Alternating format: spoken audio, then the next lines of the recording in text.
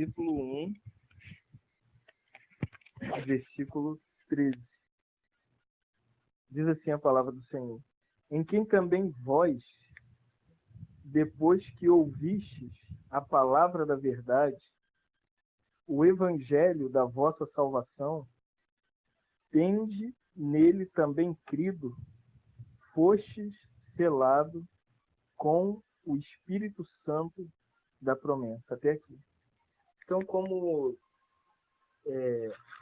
as duas últimas vezes nós temos uma parada em relação ao nosso estudo que a gente estava fazendo na carta aos Efésios, então hoje eu vou retomar, né, para a gente voltar a olhar para essa carta, porque essa carta ela tem muito para falar acerca daquilo que Deus pensa acerca do homem, o que Deus quer fazer com o homem.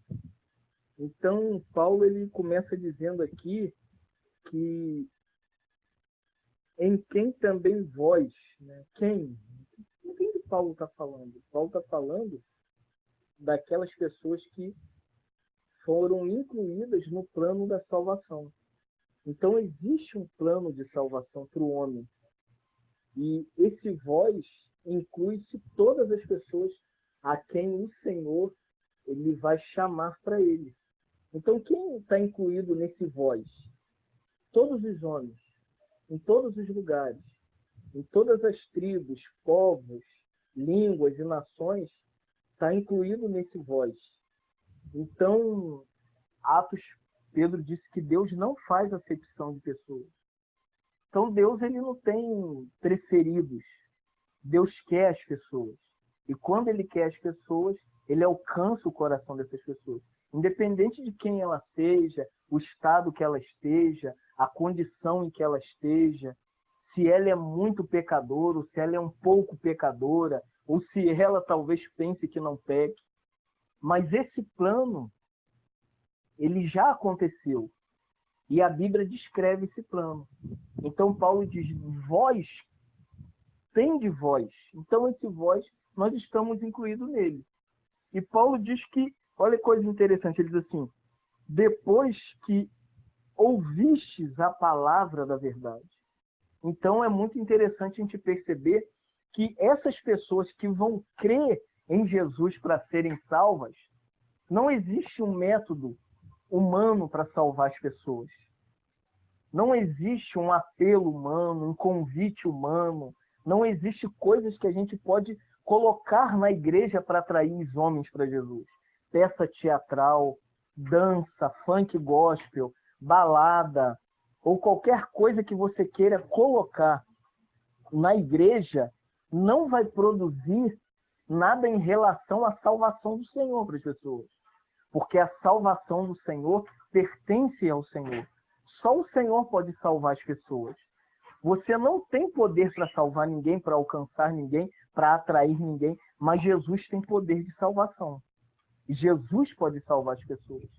Mas olha que coisa interessante, Paulo diz que as pessoas têm que ouvir. Como assim que as pessoas têm que ouvir para serem salvas? Porque não tem outro método de salvação senão por meio da pregação. Então Deus, ele só pode salvar o homem e a mulher por meio da pregação. Ele tem que ouvir. Deus não vai salvar quem não ouvir o Evangelho. Deus não vai salvar quem não ouvir a palavra dele. Então nós somos convidados por Deus para sermos salvos, primeiro, ouvir. Paulo diz aos Romanos que a fé vem pelo ouvir, e o ouvir a palavra de Deus. Então ninguém vai ser salvo, irmãos, se não ouvir. E é muito interessante que a maioria das vezes, quando nós estamos em qualquer lugar, a gente chama de culto, igreja, quase sempre nós não escutamos a palavra de Deus. Tem anúncio, recado, louvorzão, tem todos os meios para entreter a igreja, tem diversão, tem cantina na saída, mas as pessoas saem sempre com um sentimento de vazio. Porque ela foi ali para ouvir a voz de Deus, para ouvir a palavra de Deus. E ali ela não escuta a palavra de Deus. Então, é muito difícil acreditar que alguém possa ser salvo sem ouvir a palavra de Deus. Porque a fé vem pelo ouvir a palavra de Deus. A fé é o meio que Deus usa para produzir a salvação naqueles que Deus quer tirar do mundo. Você pode convidar a pessoa, você pode dizer, lá é muito legal, lá é assim, lá é assado, mas se não tiver a palavra sendo pregada, ninguém vai ouvir a palavra da verdade. Então, a fé vem pelo ouvir. E o ouvir, a pregação da fé. Coisa interessantíssima, irmãos. Nós entendermos que ouvir não é ouvir qualquer mensagem. Não é um livro que uma pessoa leu, aí através daquele livro, ele pega lá um esboço daquele livro e começa a falar aquilo para as pessoas que ele leu no livro. Não, não é um livro. A fé vem através da palavra escrita de Deus, que é a Bíblia Sagrada. A Bíblia tem que ser aberta, a Bíblia tem que ser falada, a Bíblia tem que ser pregada, a Bíblia deve ser declarada como a palavra viva de Deus. Por isso, Paulo, escrevendo aos Hebreus, diz que a palavra de Deus é viva e eficaz, e é mais penetrante do que uma espada de 2 gumes. Percebe o que é esse livro aqui na minha mão, na mão de vocês aí? A Bíblia, ela não é simplesmente um livro escrito por homens. A Bíblia é o sopro de Deus, é a declaração do pensamento de Deus, o que Deus quer do homem e o que Deus pensa do homem, e o que Deus quer para a igreja. Só que hoje minimizaram a pregação da palavra.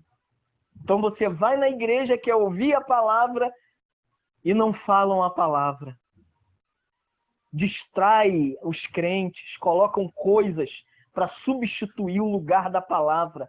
40 minutos de louvor e 10 da palavra. Coreografia, 50 minutos de coreografia, 5 da palavra. E Paulo aqui nos convida a entender que um cristão só pode existir se ele ouvir a palavra da verdade. Não é isso que a Bíblia está dizendo?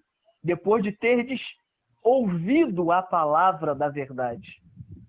Ninguém vai se tornar cristão sem ouvir a palavra da verdade. Mas o que é a palavra da verdade? O que Paulo quer dizer aqui no versículo 13 com a palavra da verdade? Eu quero dizer para você o que é a palavra da verdade. A palavra da verdade, eu vou narrar para vocês o significado da palavra da verdade. Como a gente entende a palavra da verdade. A palavra da verdade, ela é principalmente um anúncio do nascimento de Jesus. Jesus, o Filho de Deus. Aquele Jesus que foi gerado do ventre da Virgem Maria. Aquele Jesus que ele nasceu de uma mulher. Nasceu sem pecado. Ele nasceu com um propósito que Deus falou para Maria qual era o propósito do nascimento de Jesus. É que ele salvaria o povo dos seus pecados. Então tem um propósito do nascimento de Jesus. E Jesus nasceu, foi criado em Nazaré. E depois Jesus começou a aparecer para o povo, fazendo curas, milagres, expulsando o demônio, curando o paralítico, fazendo o cego ver. Isso tudo tem a ver com a palavra da verdade. O que é a palavra da verdade? Primeiro é Jesus tendo nascido, Jesus crescendo e Jesus executando o seu ministério terreno. Então Jesus começa a fazer todas as obras que o Pai havia dito que ele fizesse. Ele disse, nos evangelhos, eu não vim para fazer a minha vontade. Olha que coisa interessante, né? Jesus não veio aqui para fazer a vontade dele. Ele veio aqui para fazer a vontade do Pai. E ele executa essa vontade, aparentemente nós vemos ali, por 3 anos e meio. Até que ele é preso Por que acusação? Por nenhuma, por fazer bem ao homem. Jesus foi preso, sabe por quê? Porque ele era um homem bom. Ele curava, libertava as pessoas. E quando Pôncio Pilatos lavou as mãos, ele falou, eu não vejo nenhuma condenação para esse homem, eu lavo minhas mãos. E entregou para os judeus crucificar Jesus. Qual era a acusação dos judeus para Jesus? Que ele se fazia Deus. Que ele se julgava, mas ele era Deus Filho mesmo. Ele era o Filho encarnado de Deus, porque só Deus podia curar o enfermo, só Deus podia libertar o endemoniado. Foi Deus que nasceu de Maria. Foi Deus que cresceu em Nazaré. Foi Deus que começou a fazer a obra do Pai dele na terra. E ele declarou várias vezes, antes que Abraão existisse, eu sou. Eu sou Deus, sou Jeová. Ele usou várias vezes a expressão, eu sou. Eu sou o caminho, a verdade e a vida. Ele é Deus. Ele é o eu sou, irmãos. É esse Jesus que foi crucificado por fazer o bem. Morreu numa cruz de madeiro por causa dos nossos pecados.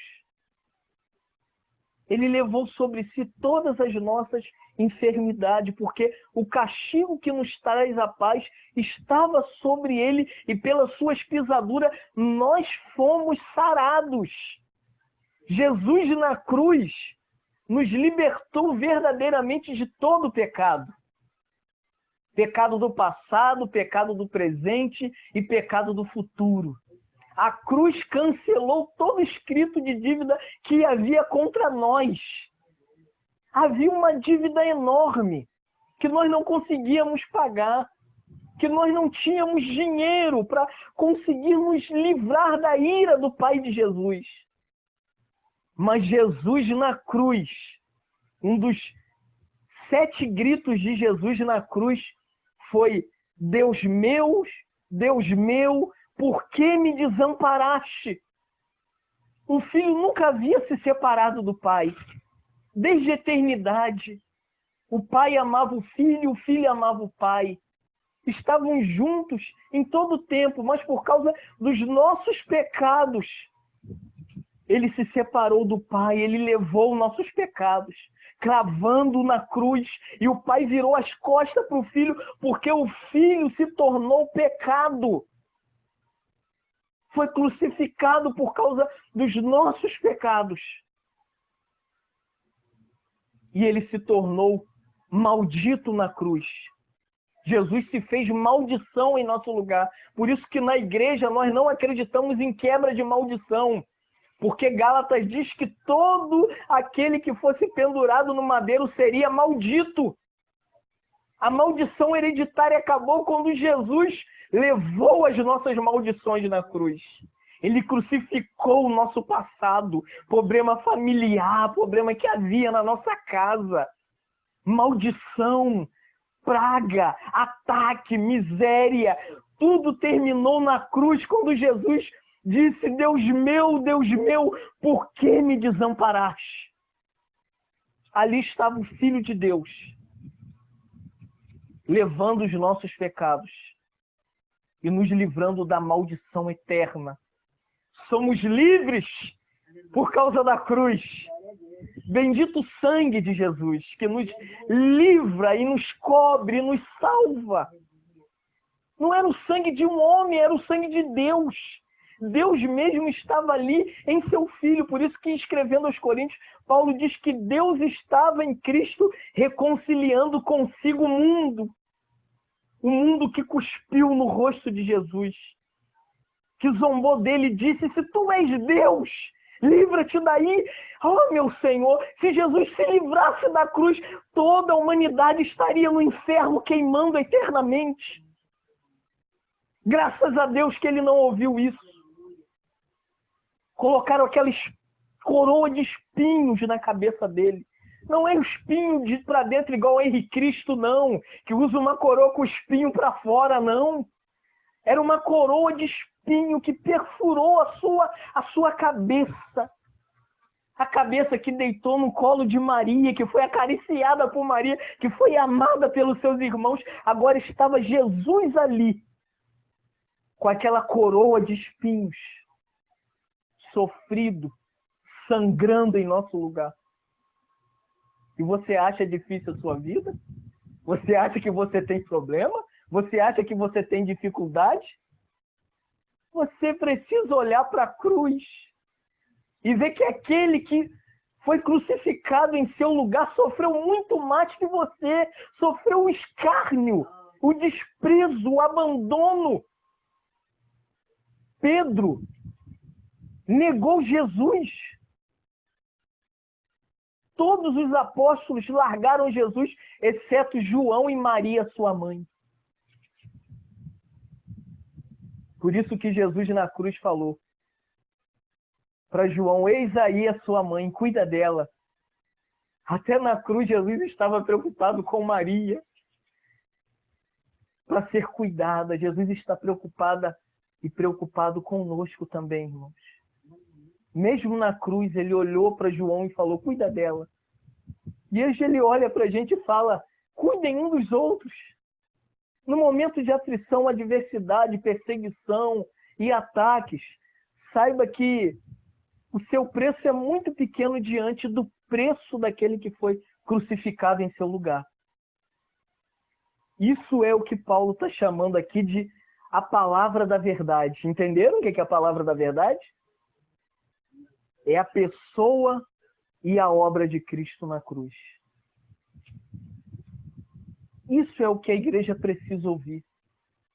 A igreja é muito mimada. A igreja parece uma criança que não suporta nada, que não aguenta pressão, que não aguenta sobrecarga. Parece um jardim de infância. Parece que os crentes estão na maternidade de Deus. A igreja, ela é um lugar onde o Cristo crucificado deve ser exibido. Onde os crentes devem entender que a palavra da verdade é o evangelho que diz: no mundo tereis aflições, mas tem de bom ânimo, porque eu venci o mundo. Para de lutar, para de querer conquistar. Jesus venceu no seu lugar. Jesus venceu o problema na família, Jesus venceu o problema na justiça, Jesus venceu o problema de desemprego, Jesus venceu o problema de falta de reconciliação entre mãe e filha, pai e filho. Jesus venceu, irmão. Só que nós ficamos mimados, porque a igreja hoje ensinou os crentes a serem mimados. Mimam os crentes, se esquecendo que nós somos filhos do Deus crucificado. O Jesus que teve uma coroa de espinho cravada em sua cabeça por causa dos nossos pecados. E também teve uma lança enfiada do seu lado. Soldados foram conferir se ele havia morrido mesmo. O escravo nas mãos, o escravo nos pés. E uma lança que furou o seu lado. E do lado de Jesus saiu sangue e água.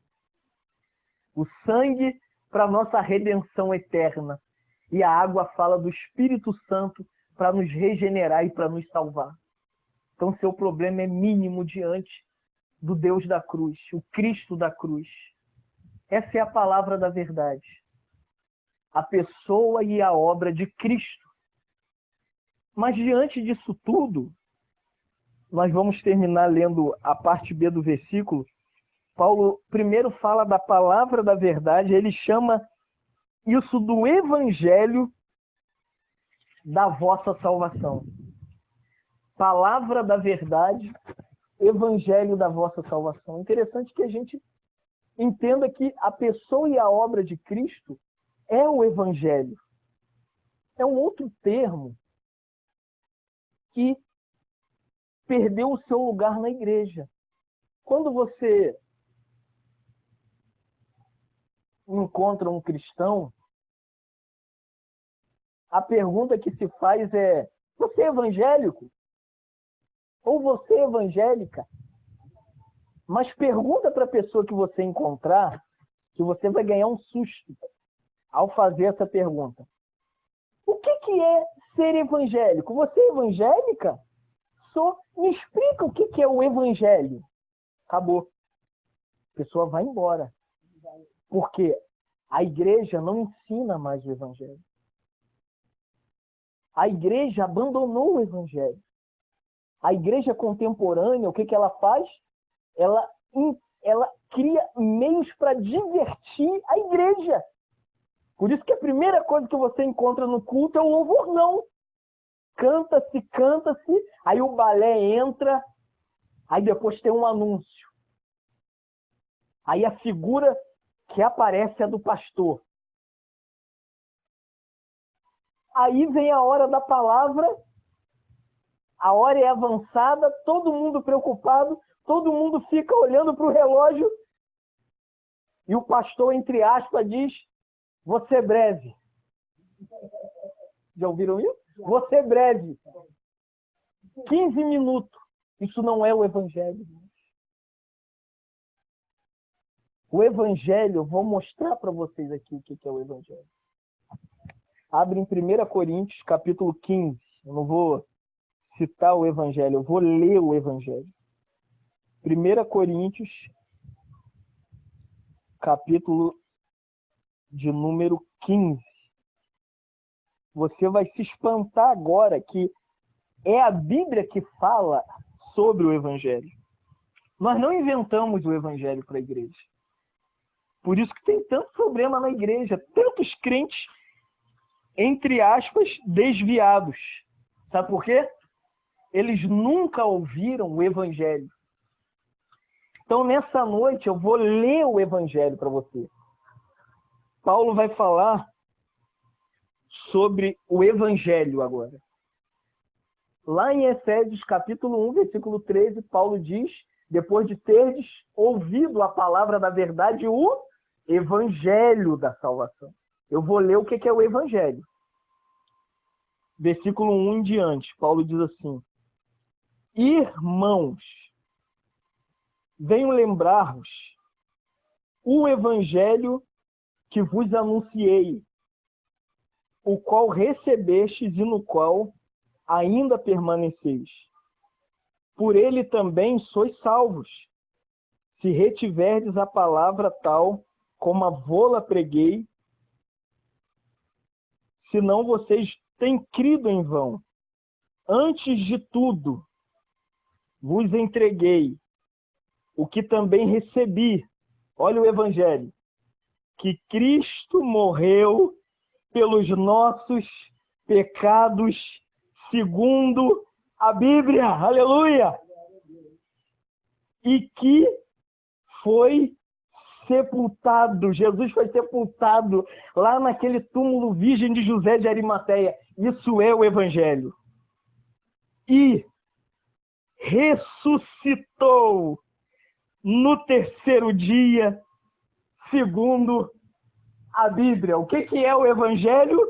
Jesus morreu na cruz. O que é o evangelho? Jesus foi sepultado. O que é o evangelho? Jesus ressuscitou ao terceiro dia.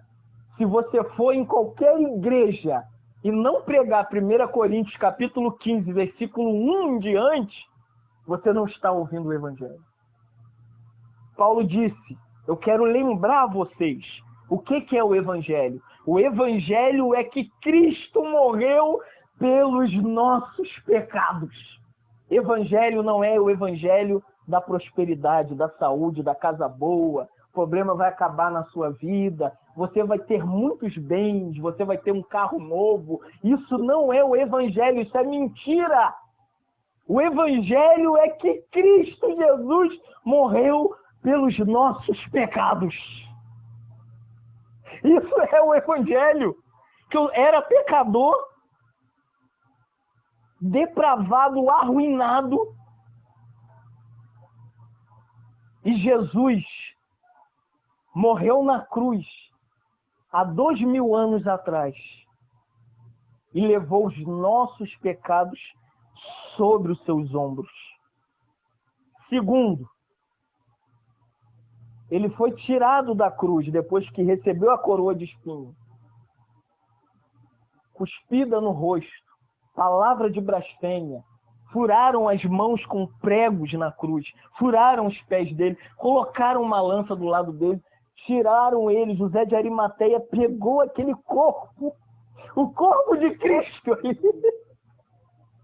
que foi partido naquela cruz por nós, enrolou num manto branco, colocou naquele sepulcro virgem, aleluia, aquele túmulo virgem. Que coisa linda, irmão. E ali colocou aquela pedra. E 2 soldados romanos, porque estavam com medo de roubarem o corpo de Jesus. Mas ao terminar, primeiro dia, sexta-feira santa, sábado de aleluia, no domingo de Ramos, glória, glória, o Filho de Deus rompeu o túmulo. Ele rompeu o túmulo. Isso é o Evangelho. O Evangelho não é que a sua vida vai ficar melhor que sua filha, não, querido. O Evangelho é Jesus que venceu o túmulo, a morte. Paulo escrevendo aos Coríntios diz: onde está a morte, a tua vitória? Onde está a morte, o seu aguilhão? Tragada foi a morte pela vitória. Você quer ser vitorioso? Glória a Deus. Olha para a morte de Cristo, túmulo vazio. Por isso que os crentes não têm cruz dentro de casa, por isso que eu não uso cordão de cruz. Esse negócio de igreja com cruz dentro de templo, cruz fora do templo, crente com negócio de cruz, isso não é para crente, isso é para católico. E nem católico usa mais isso. Então os católicos também estão acreditando que Jesus ressuscitou. Nós acreditamos que a cruz está vazia. Deus venceu a morte. Ele ressuscitou. 1 Coríntios, capítulo... Eu só estou falando o que está na Bíblia. Só que não pregam mais o Evangelho na igreja. Vai domingo, em qualquer uma. Você vai conhecer o pastor, a filha do pastor, o círculo de oração, conjunto das crianças, ou se a igreja é mais adiantadinha, é o ministério de louvor lá na frente. É mais adiantadinha, vai ter a dança lá na frente, mas você vai ouvir 15 minutos daquilo que não é o Evangelho. Então, nessa noite, eu te convido a crer no Evangelho. Efésios 1,13. Depois de terdes nele crido. Crido em quê? Na palavra da verdade, a pessoa e a obra de Cristo. Isso é o Evangelho da vossa salvação. Então, o Evangelho, 1 Coríntios, capítulo 15, versículo 1, até o versículo 3. Depois, 1 Coríntios, capítulo 15, versículo 1 ao 4. Depois você medita e lê e relê, que Deus vai mostrar para você, através da Bíblia, o que é o Evangelho. Amém, irmão? Te louvamos nessa noite.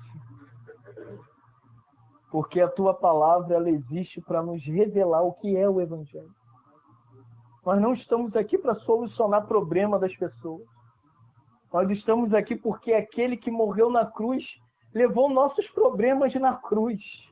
Nossas dificuldades, nossas necessidades. O que nós precisamos é olhar para aquele que cravou tudo na cruz.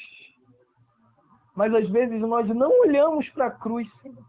Ficamos olhando ao derredor, olhando para os nossos problemas e esquecemos de contemplar a cruz de Jesus. Que é aquele que recebeu a coroa de espinho, a cusparada no rosto, que foi ali cravado com uma lança ao lado, que teve as mãos furadas. Esse homem da mão furada é aquele que pode nos socorrer, nos ensina a olhar para ti. Para o homem da mão furada, para o homem que teve a coroa cravada em sua cabeça. E como Isaías diz que morreu como uma ovelha muda. Às vezes nós falamos, brigamos, discutimos. Senhor, nos faz ser como Jesus, aceitar as dificuldades e dizer: está consumado. Teletestai, na cruz, tudo terminou, tudo acaba na cruz de Jesus. Nossos problemas não são nada diante daquele que sofreu em nosso lugar. Nossos sofrimentos é pequenininho. Ainda temos comida, ainda temos um lar, ainda temos nossos filhos aqui, ainda temos saúde, idade avançada, ainda temos um médico para ir. Senhor, nos perdoa quando murmuramos, quando queremos que o Senhor haja quando não é tempo de agir. Nos ensina a esperar, aguardar, como o salmista diz: esperei com paciência no Senhor. Nos ensina a esperar na libertação do Senhor. Como Israel estava no Egito, e a Bíblia diz lá em Êxodo que Deus ouviu o clamor do seu povo. O Senhor possa ouvir o nosso gemido, o nosso clamor, o nosso coração de desespero, porque tu não abandona um filho, tu nunca desamparou uma viúva, tu nunca desamparou um casal com problema, tu nunca desamparou uma mãe com problema com filha, tu nunca nos abandonaste, Senhor. Tu sempre